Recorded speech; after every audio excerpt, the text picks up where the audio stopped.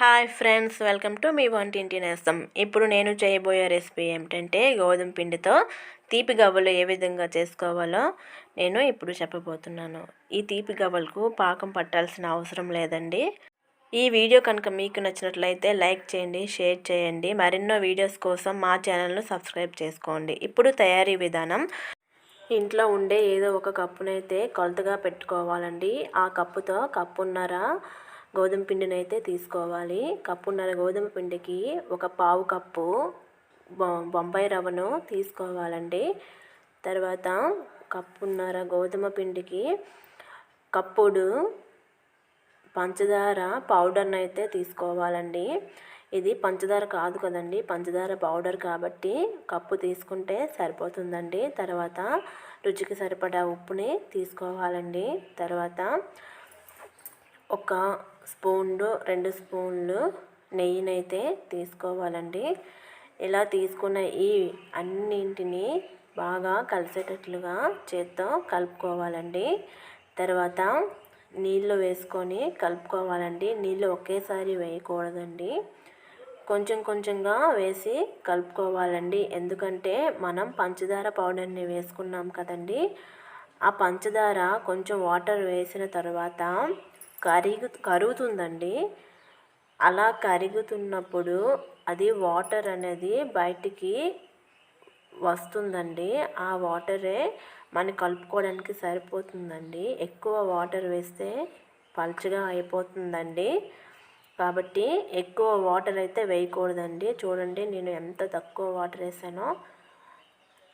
అదే కలుపుతున్నప్పుడు కరిగి ఆ ప్రెషర్కి అది మెత్తగా ముద్దలా అయిపోతుందండి. చాలా తక్కువ వాటర్తో కలుపుకోవాలండి.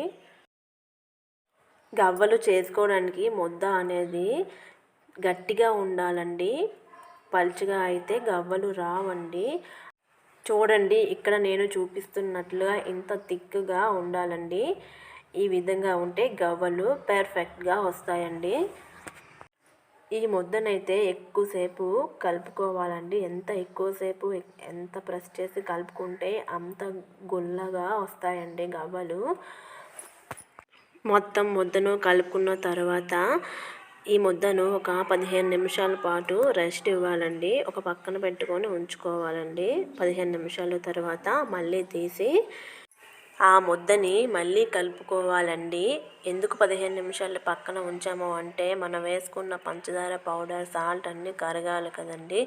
అందుకే 15 నిమిషాలు పక్కన ఉంచుకోవాలండి. తర్వాత చెయ్యికి నెయ్యిని లేదా నూనెని అప్లై చేసుకొని మీకు ఏ సైజు గవ్వలు కావాలో ఆ సైజు చిన్న చిన్న బాల్స్లా చేసుకొని పక్కన ఉంచుకోవాలండి. చాలా వరకు చిన్న చిన్నవి చేసుకోవడానికి ప్రిఫర్ చేయండి. ఎందుకంటే వేయించేటప్పుడు చిన్నవైతే బాగా ఏగుతాయండి.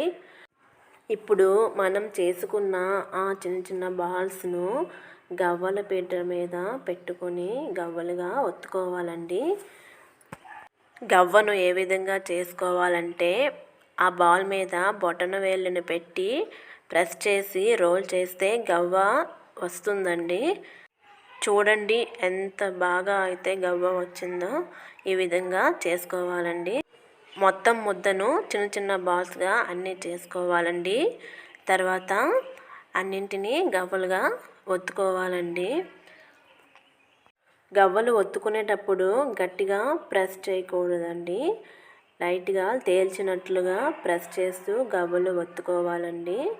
అన్నింటినీ అలా అన్నీ ఒత్తుకోవడమేనండి. గవ్వలపేట లేని వాళ్ళైతే దువ్వెన మీదైనా లేదంటే మనం వేయించుకునేటప్పుడు తీసుకునే జాలి ఉంటుంది కదండి, దానిపైన అయినా చేసుకోవచ్చండి గవ్వలని. స్టవ్ ఆన్ చేసుకొని డీప్ ఫ్రైకి సరిపడా నూనెను వేసుకోవాలండి. తర్వాత అన్ని గవ్వలను ఒక్కొక్కటిగా వేసుకొని వేయించుకోవాలండి. మొత్తం గవ్వలన్నీ కొంచెం వేగిన తర్వాత వాటిని కదపాలండి. మొదటిగా కదపకూడదండి, కొద్ది టైం అయ్యాక కదపాలండి. గవ్వలను వేయించేటప్పుడు సిమ్లో పెట్టుకొని వేయించుకోవాలండి. లేదంటే బయట కలర్ అయితే చేంజ్ అయిపోతుంది, లోపల వేగదండి.